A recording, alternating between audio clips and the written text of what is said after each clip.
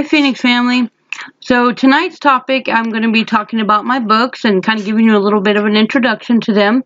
Right now, they all are available on Kindle and as well as paperback. The Kindle copies are $3 a piece. The paperback are $6 a piece. And so here we go. I currently have two more books that I'm working on right now. They are in process, but I have four that are published. And they are ready and available. So I have picked an excerpt from each book, and I'm going to give that to you and read that to you a little bit, kind of introduce you to that, and see what you think. Okay, my first one, A Survivor's Life in Poetry. This is lots of poetry that I have written throughout the years and put together in a book. One of the other books that I'm actually currently working on is part two to Survivor's Life and Poetry. It's more of my stories. So I've chosen a couple to read for you. This one is called Poker and Life. As children, we are handed a game, unknown of how to play. Pulling off a pair or even a three of a kind gives us an understanding of strategy. Losing a couple hands in the process teaches us how to cope and continue on. We have seen some of our friends fold and therefore will never return. While the rest of us come back as adults with a new deck, a new perspective, and scars that can't be hidden. We wait for the dealer to pass the hand. Our vulnerability is not in how the game is dealt, but how the hand is played. I accept my vulnerability and life lessons thus far and lay down a royal flush. This doesn't mean the game is over. It simply means I have mastered the skill to beat the odds. And then I have one more I'd like to read to you all from this one. And this one was kind of out of fun. It was about my poetry, but having an issue writing poetry. So it's called Writer's Block. I'm itching to write, and it can't be done. Not a word in sight to make this any fun. I stare at the keys, wondering what's wrong with me. I have a story to tell, yet an ending and beginning has escaped me. If I write about him, it turns to anger. Then that must be soothed with a shot of Jaeger. When I think about Mom, I need a double on the rocks for that one. I could write about the sun, but damn, the day is almost done. Oh yes, the moon, but maybe much too soon. Maybe I'll just sit and talk while I work out this writer's block. So, A Survivor's Life in Poetry by Angel Greer. Alright? And then this one right here, The Basics of Divination, also available on Amazon, $3 for Kindle, $6 for the paperback. This book literally has the basics of divination. Every page from A to Z is the different methods of divination that I could find and did research on. So Daphneomancy requires one to listen to laurel branches crackling in an open fire. This divination required eyes to be closed and listen carefully. How the sounds were heard would provide the reading. This also falls under clairaudient. And I did a whole series, a whole video on the clairs on one of my YouTube videos. If you want to go back and look at that, that'll explain the clairs. Dream interpretation is adding meaning of one's conscious mind by interpretation of the subconscious mind. The subconscious mind offers dreams of fear, excitement, curiosity, need, or wants that the conscious mind may not be aware of. The diviner gives interpretation to the conscious mind. So, psychiatrist, psychologist, person that does dream interpretation, people that are really into divination often have the capability to interpret dreams. So that is also in there. There, like I said, from A to Z is in this book. So, The Basics of Divination, if you're interested in that one. Okay. And then this one, this Pagans of the Path, also, there's my name, Angel Greer. This was inspired by the group that I had started about a little more than 5 years ago. And inside the group, we teach, we learn, and we discuss paganism. The idea of the group is a family group where sometimes there are posts and there's not necessarily pagan related, but, pictures of our families, our outings, and, marriages and stuff like that. But it is a learning group. So we teach and learn from one another.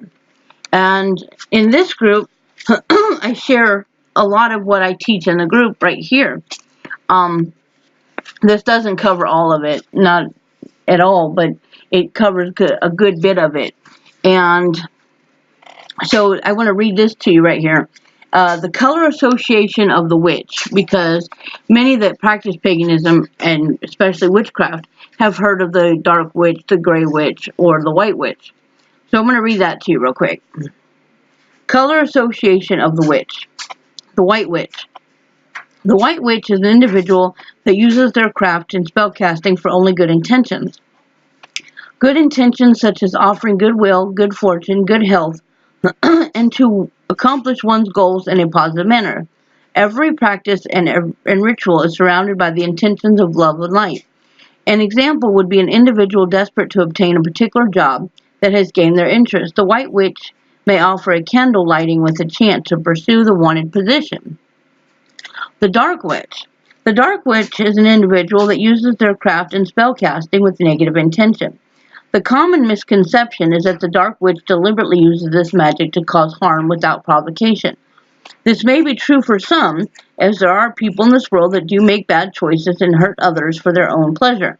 However, on a much larger scale, that is not a true statement. The dark witch merely saves and uses his or her energy to enforce a justice where it is deserved. An example would be a person breaks into your home and steals from you. The dark witch provides her services to ensure that the individual pays for their chosen action to cause harm. Now, the gray witch, and this is the one that most commonly is referred to. The term gray witch, which is less than a couple of decades old in origin, a great number of witches, both male and female, have come to terms with the gray witch as the chosen practice for their skills. In a nutshell, they use the energy of spellcasting in both light rituals for good fortune and dark energy to serve justice where it is needed. One that associates themselves under the term Grey Witch will often describe this as balance with both light and dark, much like the yin and yang description. And then I added in the yin and yang. The yin and yang of Chinese philosophy combine both forces while understanding both separate sides. Yin is feminine, passive, negative, and dark with just enough yang for balance. Yang is masculine, aggressive, positive, and light with just enough yin for balance.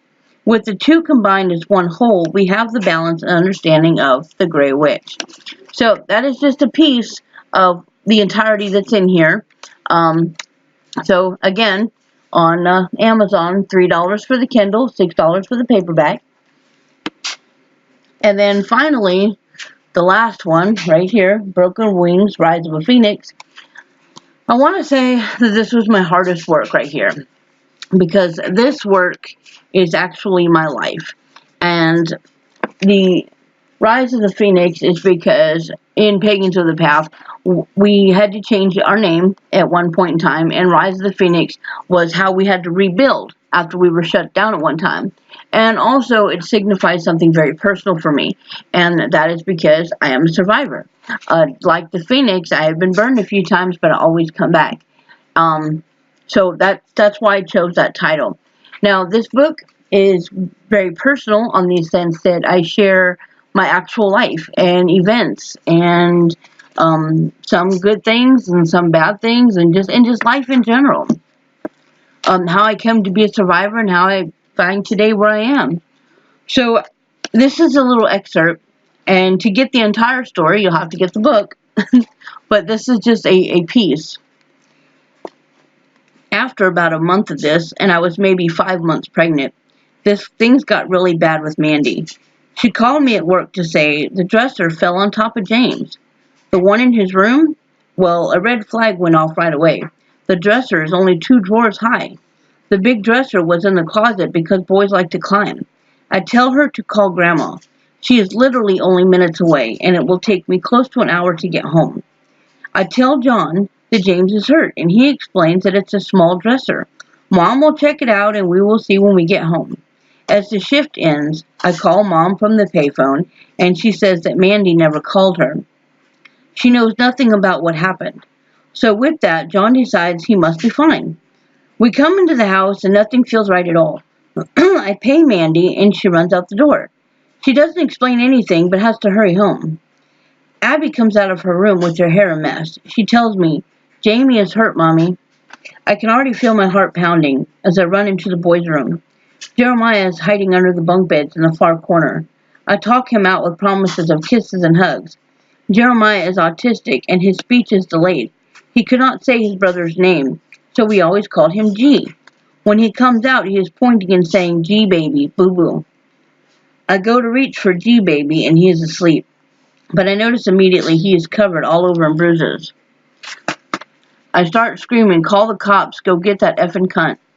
John goes outside, but of course, Mandy is long gone. I'm going into hysterics, and John won't let me call the police.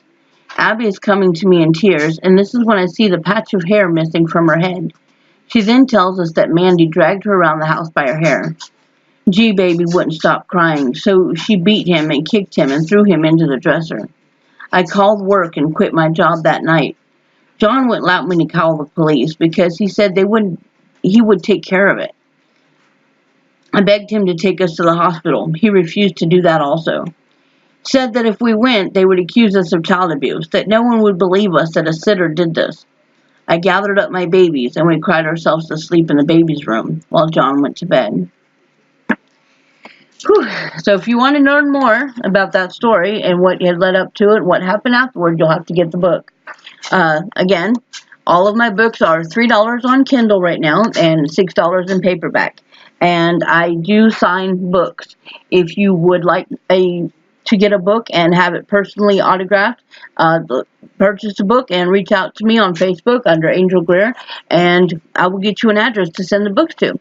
So that's it for tonight, guys. Thank y'all very much. Please like, share, and subscribe. Love you. Mwah.